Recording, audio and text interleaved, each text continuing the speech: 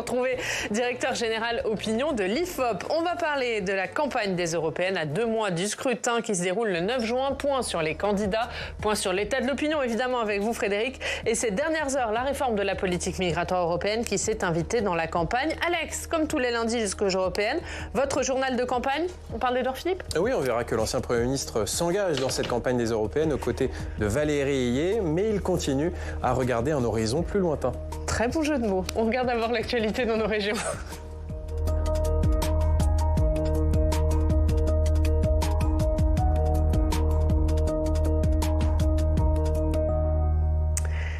Et c'est l'heure de notre reportage en région. Pour désengorger l'Île-de-France, 10 sas régionaux ont été mis en place pour accueillir les migrants en province.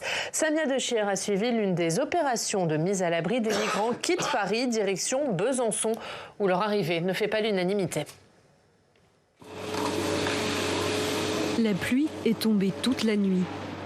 Pour s'en protéger, ils n'ont que des bâches en plastique. Une centaine de sans-abri s'est installée la veille sur le parvis de l'Hôtel de Ville de Paris. Une opération de mise à l'abri est prévue au petit matin. À 7h30, un bus débarque. Ceux qui acceptent d'y monter partiront pour Besançon, dans l'un des 10 sas régionaux ouverts en 2023 pour désengorger l'Île-de-France.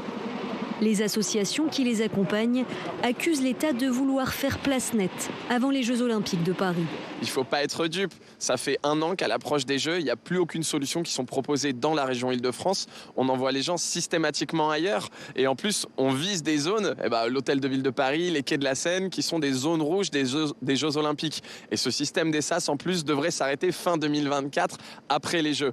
Donc évidemment, pour nous, c'est une politique de nettoyage social. Ce jour-là, 56 personnes, dont 19 enfants, acceptent de partir pour Besançon. Sur la base du volontariat, seules les familles montent à bord. Un groupe de jeunes en situation irrégulière s'y refuse. Ils ont déposé un recours à Paris pour être reconnus comme mineurs et craignent de devoir tout recommencer à zéro dans une autre ville. On ne peut pas quitter à Paris ici sans régler notre situation ici. Parce que c'est un peu bizarre. Si on quitte ici, notre situation, ça va tomber sur l'eau, madame.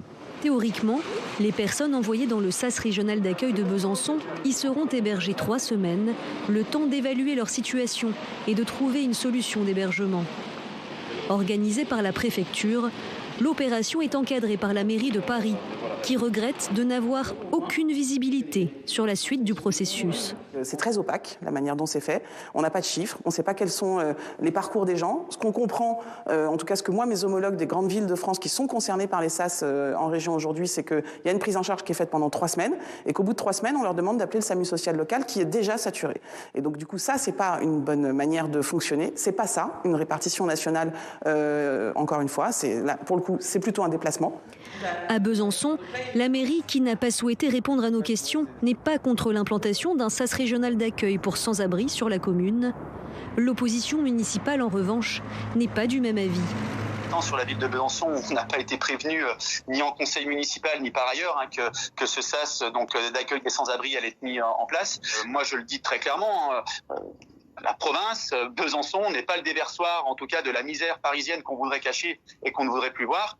Et aujourd'hui, la ville de Besançon n'a pas forcément non plus les moyens de pouvoir accueillir tout cela, même si Besançon est une terre d'accueil, mais on a aussi nos limites dans l'accueil des populations en fragilité. Que deviennent les personnes sans abri après 3 semaines dans les SAS régionaux d'accueil ? Combien se retrouvent de nouveau à la rue dans une autre ville ? Malgré nos demandes, le gouvernement ne nous a communiqué aucun chiffre. Voilà pour cette politique de répartition des migrants, Yves. Alors on l'entend dans le reportage, de tous bords, on a l'impression qu'il y a un peu des critiques. La mairie de Paris critique un système opaque. À Besançon, alors c'est un conseiller municipal d'opposition, mais il dit que même si Besançon est une terre d'accueil, Besançon n'est pas le déversoir de la misère parisienne. Je le cite, l'association va même jusqu'à parler d'une politique de nettoyage social. Est-ce que c'est la bonne méthode ? Vous savez, ça rappelle étrangement le problème des immigrés clandestins à l'échelle de l'Europe. C'est-à-dire que chacun se renvoie la balle. Effectivement, alors il y a davantage, ce qui paraît assez logique, de sans-papiers, de personnes sans moyens à Paris, puisque c'est la capitale, c'est là où tous ces gens convergent assez spontanément. Le président de la République, effectivement, avait eu des propos il y a très longtemps pour dire qu'il fallait une meilleure répartition, une délocalisation, même il avait employé le mot, je crois, des sans-papiers en France. Bon, il n'y a pas de bonne solution. C'est vrai que ils sont dans la misère à Paris, ils sont dans la misère dans les villes de province où ils arrivent, parce que ce sont des villes qui, pour la plupart du temps, ne veulent pas les accueillir. Je me souviens du cas de Orléans avec le maire, c'est lui qui avait tiré la sonnette d'alarme. Et en fait, ce qu'il faudrait lutter, c'est contre l'immigration clandestine et contre la pauvreté. Voilà, c'est ça. Il n'y a pas de bonne solution. La répartition, que vous soyez pauvre ou sans papier à Paris ou à Besançon, c'est la même chose. Hein. Il y a un vrai défi qui est posé à l'État français. Alors évidemment, avec les Jeux Olympiques, le côté nettoyage, j'imagine, nettoyage social, le mot est terrible. C'est absolument terrible, quoi. Ouais, même si le gouvernement dit que ça n'a rien à voir avec les Jeux Olympiques, hein, et que c'est pour desserrer les taux de la région Île-de-France. La preuve, c'est que les témoignages vous disent que ça s'arrête après les Jeux Olympiques. Frédéric. Oui, c'est vrai que la proximité des Jeux Olympiques fait qu'on a l'impression qu'il y a ce nettoyage. Le mot est effectivement terrible. Pour les Français, cette idée de répartition, ce n'est pas une politique souhaitable, une politique désirable, parce que c'est vu comme de la gestion à la petite semaine et pas le règlement de la question sociale et d'une question concernant les immigrés clandestins qui restent dans les grandes villes. Et la proximité des JO, c'est un élément de plus qui, je dirais pas, gâche la fête, mais qui donne l'impression d'une absence de préparation, que les choses sont faites en dernière minute. Et puis, ce type de sujet favorise dans une logique de distinction les listes qui sont plutôt non pas pour une répartition, mais pour un départ, notamment des personnes immigrées clandestins, à savoir le RN et Reconquête de Marion Maréchal. Ça apporte, et d'ailleurs ils l'ont fait dans des meetings de ce week-end, ça apporte du grain à moudre. Et on va continuer à parler de cette politique migratoire, et notamment au niveau européen du pacte asile et migration. Il sera voté mercredi au Parlement européen, et ce week-end, il s'est invité dans la campagne. C'est l'heure du journal de campagne d'Alex.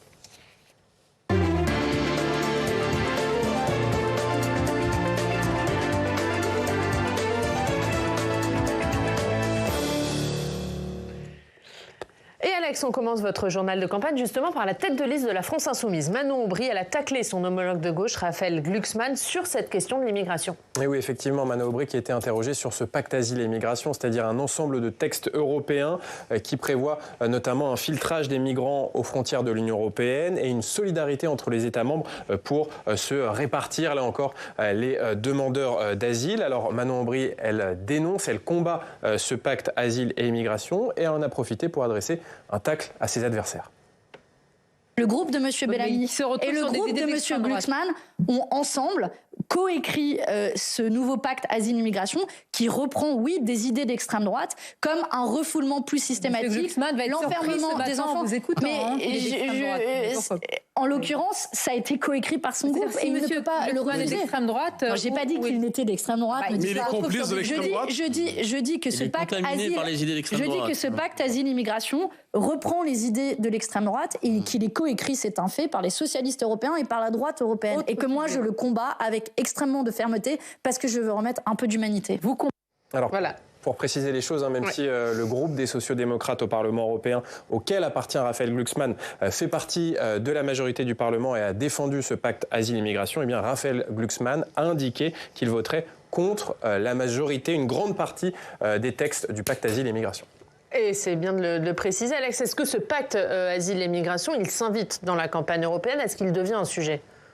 Nécessairement, puisque c'est un des grands sujets qui anime la campagne électorale, aussi bien sur le plan national qu'international. D'ailleurs, dans tous les pays européens, on retrouve les mêmes sujets. Le sujet principal étant l'immigration et la lutte contre l'insécurité. C'est les deux grands sujets qui animent cette campagne. Et c'est pour ça, d'ailleurs, qu'on voit le score du Rassemblement national, qui est un score en France extrêmement important, qui permet à Madame Le Pen et à Monsieur Bardella de faire la course en tête très largement, et qui handicape très vraisemblablement, parce qu'il n'y a pas de solution visible et palpable le camp présidentiel. Voilà. Alors, Raphaël Glucksmann, lui, il arrive à récupérer, je dirais, une partie d'un électorat qui est sensible à ce sujet avec davantage, entre guillemets, d'humanité par rapport aux excès, alors là, pour le coup, de la gauche que représente la France insoumise. Ouais, on va revenir sur ces divisions. Est-ce que la politique migratoire européenne, c'est un enjeu pour les électeurs le 9 juin ? Oui, c'est un enjeu, mais ce n'est pas l'enjeu majeur. Ce qui me frappe, c'est deux choses. D'une part, du côté de la liste faite Bardella, l'immigration n'est plus la première motivation de vote. Et là, c'est une vraie rupture par rapport à le FN de 2014 qui arrive en tête avec 25%, le RN de 2019 de Jordan Bardella qui axe beaucoup son offre programmatique sur l'immigration. Là, on est sur la politique sociale, on est sur le pouvoir d'achat et aussi, on est sur le vote sanction. Le vote Bardella, pour beaucoup d'électeurs, c'est le vote pour sanctionner le pouvoir en France, en place, dans une enquête diffusée vendredi, FOP Fiducial pour Sud Radio. On voit que 41% des électeurs vont utiliser leur bulletin de vote pour sanctionner Emmanuel Macron. Ça monte à 70%, 68% dans l'électorat de Jordan Bardella. Et maintenant, l'immigration, ce n'est plus un enjeu étanche pour les Français. Il y a ce lien immigration, insécurité. Il y a chez les plus jeunes et dans l'électorat de Manon Aubry, le lien entre immigration et la question du climat. Donc c'est un enjeu, oui, mais ce n'est plus un enjeu unique. Et du côté des électeurs de Jordan Bardella, ce n'est plus la motivation unique de vote. Et on entend Manon Aubry en grand danger par rapport au fait, c'était dans notre enquête IFOP Fiducial pour le Figaro et LCI d'il y a quelques jours, puisque on voit qu'un gros quart de l'électorat de Jean-Luc Mélenchon de la présidentielle choisirait le vote Glucksmann. Ouais, et justement, est-ce que c'est pas un peu surprenant de la part de la France Insoumise et de Manon Aubry, qui pendant des semaines a appelé à l'union des gauches et a regretté que les gauches ne soient pas unies, de tacler à ce point Raphaël Glucksmann ? Oui, mais c'est l'union des gauches derrière leur drapeau. Oui. Donc c'est toujours la même chose, quoi que ce soit Manon Aubry ou Jean-Luc Mélenchon. En plus, elle est extrêmement proche de Jean-Luc Mélenchon. Donc c'est tout le problème de la gauche, c'est tout le problème de la droite aussi. C'est de savoir qui est le chef de file. Et il est évident que Jean-Luc Mélenchon et la France Insoumise n'entendent pas se faire damer le pion par d'autres. Donc c'est eux qui veulent être les leaders. Manon Aubry, je dirais qu'elle fait figure... elle occupe le terrain pour ces élections européennes, mais l'objectif, c'est bien évidemment l'élection présidentielle. Il l'a même dit lui-même. D'une certaine façon, cette élection européenne n'est qu'un tour de chauffe de l'élection présidentielle. Et je pense que Jean-Luc Mélenchon ne va pas changer de discours. Et je pense que, contrairement à tout ce que disent les gens, y compris les sondages, je pense que Jean-Luc Mélenchon a le discours qui peut faire mouche.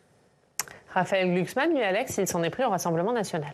Ah oui, lors d'une interview, il s'est adressé aux électeurs du Rassemblement national en pointant les dangers que représente, selon lui, le parti de Jordan Bardella. Le vote Rassemblement national, c'est pas un vote anodin, surtout dans la période qu'on traverse, en temps de guerre. C'est pas de la morale, ça. C'est du réalisme politique. Le Rassemblement national, comme toutes les extrêmes droites européennes, ont pris le parti, depuis plus de 10 ans, de la tyrannie étrangère de Vladimir Poutine, qui attaquait nos intérêts vitaux, qui attaquait méthodiquement nos nations et nos démocraties. Et donc, je répéterai partout la même chose. Ces gens-là sont des patriotes de pacotille. Ils sont en réalité des idéologues qui servent des intérêts étrangers. Voilà, Raphaël Glucksmann qui fait monter la température avant son face-à-face avec Jordan Bardella ce vendredi. Ouais, c'est un discours qui peut être électoralement payant, Frédéric. Est-ce qu'il peut incarner l'opposition à Jordan Bardella, Raphaël Glucksmann, dans l'opinion ?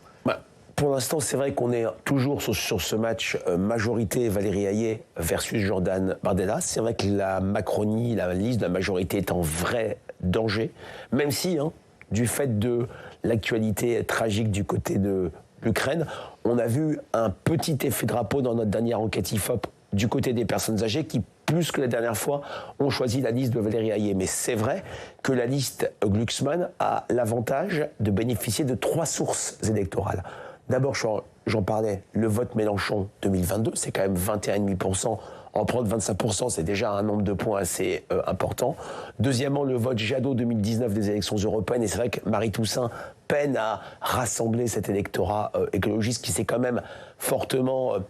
qui ne voit plus Europe Écologie Les Verts, les écologistes comme un parti désirable. Et puis, et là c'est vrai que ça pourrait faire bouger des lignes, on a une partie importante d'un électorat Emmanuel Macron qui choisirait Raphaël Glucksmann. Alors ce qui est intéressant, c'est que Valérie Hayé et Raphaël Glucksmann utilisent un peu un discours assez proche sur le RN, complice de la Russie. Ça a été aussi mis en musique par Gabriel Attal dans des questions au gouvernement d'il y a quelques semaines.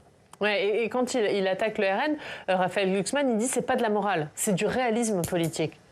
Oui, d'ailleurs, de son point de vue, à mon avis, il a raison d'attaquer de la sorte.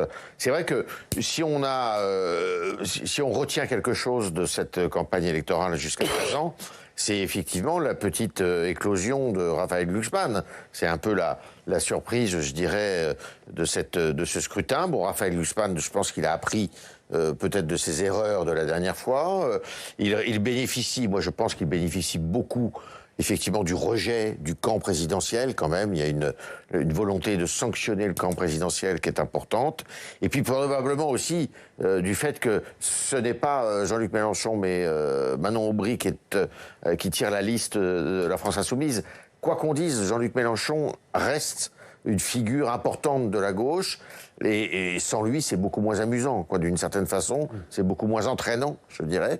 Et donc, voilà, il bénéficie de tout cela. Donc, c'est effectivement une des inconnues de ce scrutin, c'est de savoir si il va tenir sa promesse dans les urnes.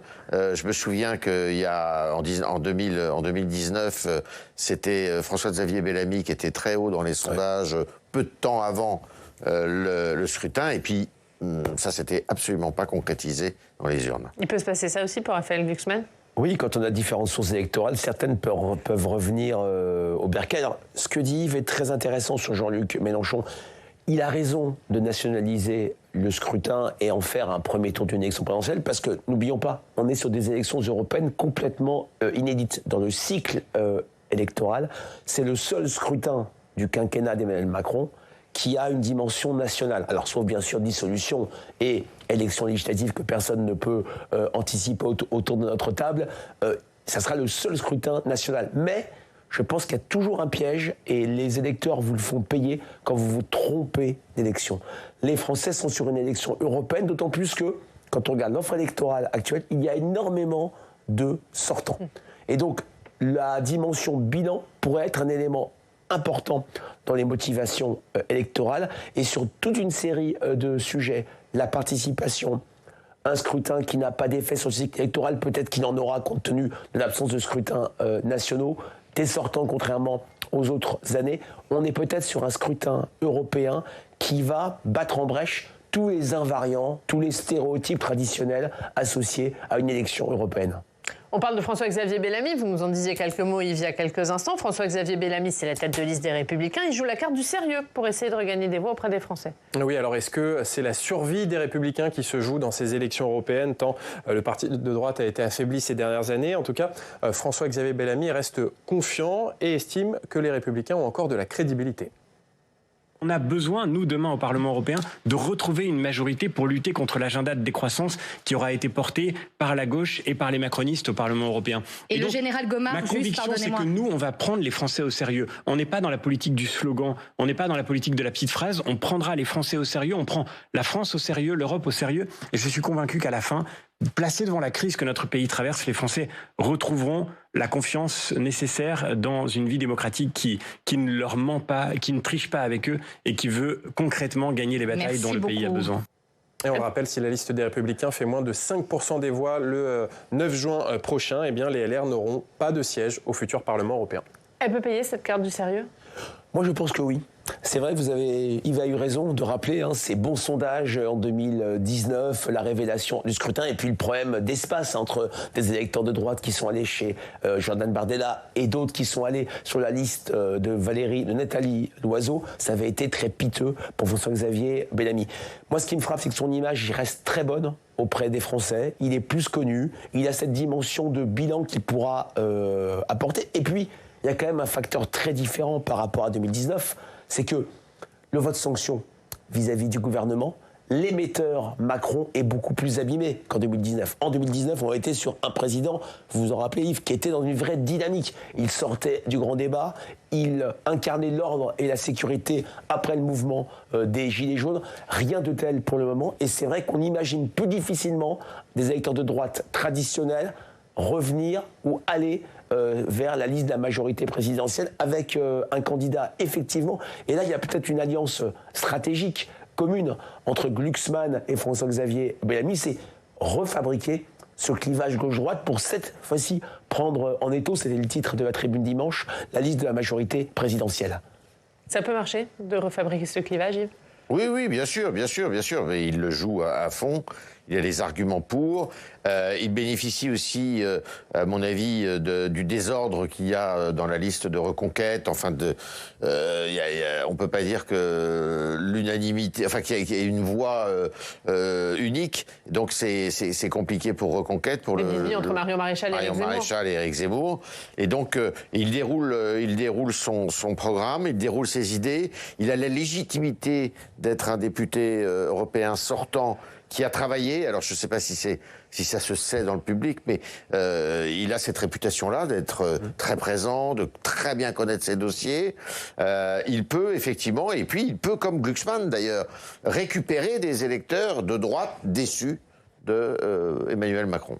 Alors justement, on va parler de la liste de la majorité présidentielle. C'est Édouard Philippe qui, ce week-end, était en réunion publique, pour ne pas dire meeting, à Besançon pour soutenir Valérie Ayé, tête de liste à la majorité présidentielle. Et oui, son parti Horizon organisait avec ses militants une journée sur le thème de l'Europe et puis ensuite une réunion publique autour de Valérie Ayé. Et Édouard Philippe, l'ancien Premier ministre, a donné son analyse des enjeux du scrutin des européennes.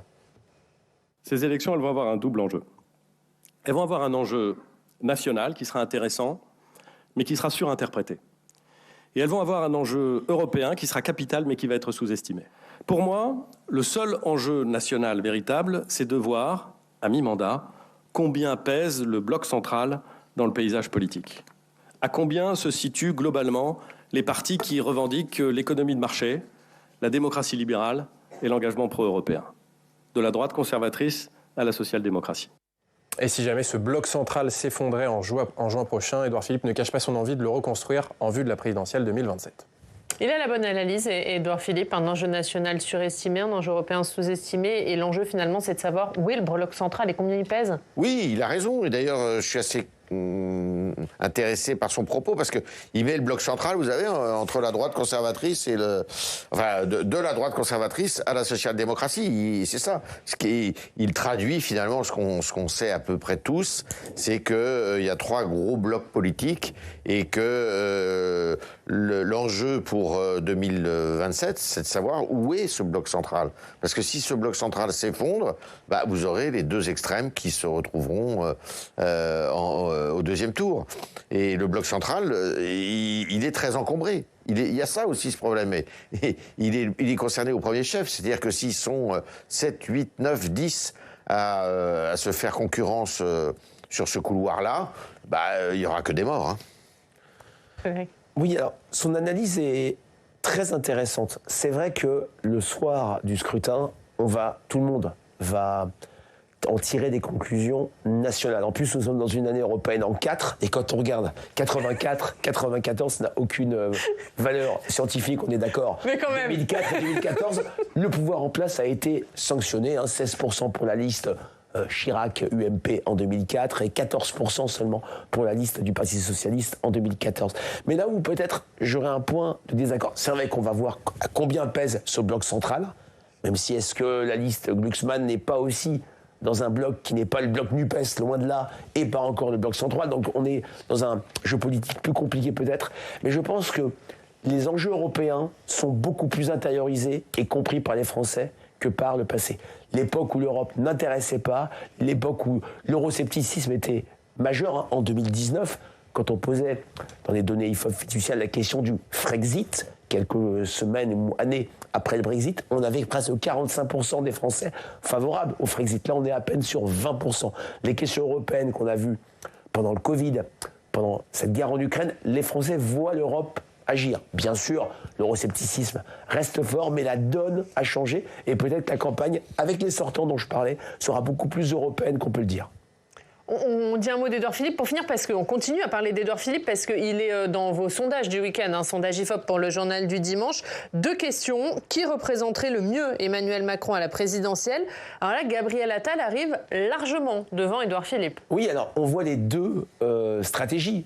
Les héritiers putatifs du président Macron qui sont au gouvernement, et c'est vrai que l'effet de désignation de Gabriel Attal comme Premier ministre en fait une sorte de chef de la majorité. La question, c'est rassembler le camp présidentiel. Mais il y a aussi la stratégie pompidolienne, Pompidou 68, mais ça avait duré qu'1 an à l'époque, d'être dans la majorité, mais à l'extérieur du gouvernement. Et là, c'est Édouard Philippe qui incarne clairement, devant François Bayrou, qui est très peu cité, cette stratégie-là. Et c'est vrai qu'il est plutôt protégé par rapport à un Premier ministre qui est au charbon, qui prend les coups, et sans doute en 2027, on sait très bien ce qu'est une élection présidentielle, il faut jouer toujours la distinction par rapport à son prédécesseur. Si à Dieu ne plaise, on ne sait pas ce qui peut se passer, Gabriel Attal est en situation d'être candidat et de rassembler le camp présidentiel, que ce sera difficile de se distinguer d'un président Macron qui connaît une impopularité de plus en plus forte. Ouais, c'est ça, parce que là on est dans 2 stratégies complètement différentes. Oui, alors en plus, Gabriel Attal est quand même beaucoup plus populaire que Maurice Couve de Murville, en 1969. Non, mais ça va être, c'est intéressant. Moi, ce que je constate quand même, c'est que tout ça est dans un mouchoir de poche quand même. Si on regarde bien, Le Maire, Darmanin et Édouard Philippe sont quand même dans un mouchoir de poche. Gabriel Attal, il a pour lui son sourire et sa communication. Mais vous savez, est-ce qu'il ne va pas être abîmé à force et usé par Matignon? C'est quand même le problème à chaque fois majeur. Ce que je constate aussi dans ce sondage, c'est que François Bayrou est très loin derrière. Ouais, et l'autre question que vous avez posée, Frédéric, c'est qui incarne le mieux la droite aujourd'hui? Alors dans les 5 premiers, il n'y a pas un LR. Oui, alors ce que je trouve... Alors auprès des sympathisants LR, Xavier Bertrand et Laurent Wauquiez, les deux prétendants, arrivent quand même en tête. Mais ce qui est très intéressant, c'est qu'on voit 3 droites, si je puis dire, arriver en tête avec le même score, 56%. Marine Le Pen, une majorité des Français, et ça en dit long sur son institutionnalisation, son installation dans le champ politique comme une alternative, apparaît qu'à une personnalité de droite. Nicolas Sarkozy, c'est une borne, c'est la droite historique, et Édouard Philippe, qui a quand même quitté LR en 2017, qui n'a jamais été perçu comme, si je puis dire, un traître, apparaît aussi pour beaucoup de Français comme une personnalité de droite. On voit très bien, ça se passe à droite, ça se passe partout, compte tenu de l'éclatement de la droite dans les différentes formations partisanes. En 10 secondes, Yves. Oui, non, c'est vrai qu'on a les 3 droites. En fait, on retrouve la droite de la droite, le RPR avec Sarko et Édouard Philippe, l'UDF, d'une certaine façon. Non, je schématise un peu, mais c'est un peu ça. Effectivement, Frédéric a tout à fait raison. Merci, vous restez avec nous. On regarde ce qu'il y a à la une de la presse régionale.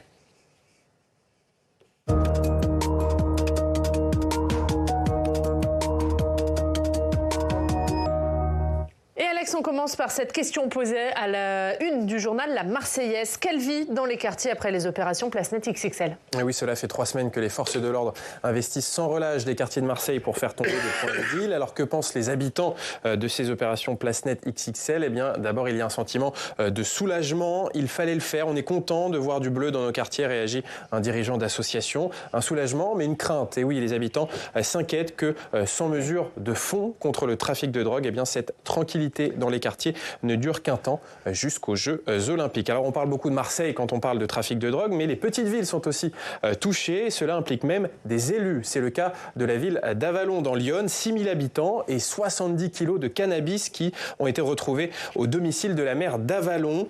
Cette dernière a été interpellée, tout comme 6 autres personnes, dans une opération antidrogue de la police de Dijon qui a saisi en plus 1 kilo de cocaïne, 20 lingots d'or et 7000 € en liquide. On parle de l'emploi des seniors, c'est à la une du Télégramme. Et oui, dernier jour de négociation entre les partenaires sociaux sur l'emploi des seniors. L'idée, c'est d'accompagner les seniors après la réforme des retraites et le recul de l'âge de départ à 64 ans. Et la négociation entre syndicats et patronat ne se passe pas très bien, avec plusieurs points de discorde, dont le CDI senior, une idée défendue par le patronat, c'est-à-dire un contrat qui vise à faciliter le retour en emploi des seniors qui sont en recherche d'emploi. Et ce contrat, il peut être rompu à tout moment dès que le salarié a atteint sa retraite à taux plein. Et ce CDI senior, c'est une ligne rouge pour les syndicats. Depuis une semaine, les Français peuvent ramener sans limite des cartouches de cigarettes depuis d'autres pays européens. Oui, jusque-là, on ne pouvait ramener qu'une seule cartouche de cigarette depuis un autre pays européen. Mais depuis une semaine, un décret a supprimé ce seuil pour se conformer au droit européen et à la libre circulation des marchandises. Une mesure qui ne fait pas plaisir aux buralistes français, notamment corse. Ils estiment que cette mesure va favoriser une concurrence déloyale avec les cigarettes étrangères, alors que le tabac français est lourdement taxé pour des raisons de santé publique.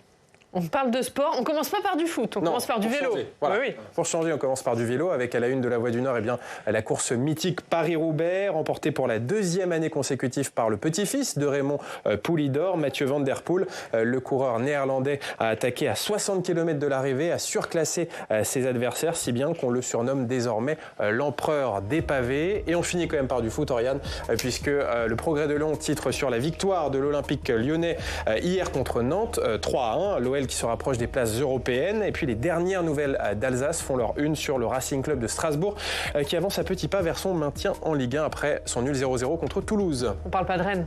Je ne vois pas de quoi vous... C'est mieux. On ne parle pas de l'OM non plus, c'est mieux aussi. Merci Alex.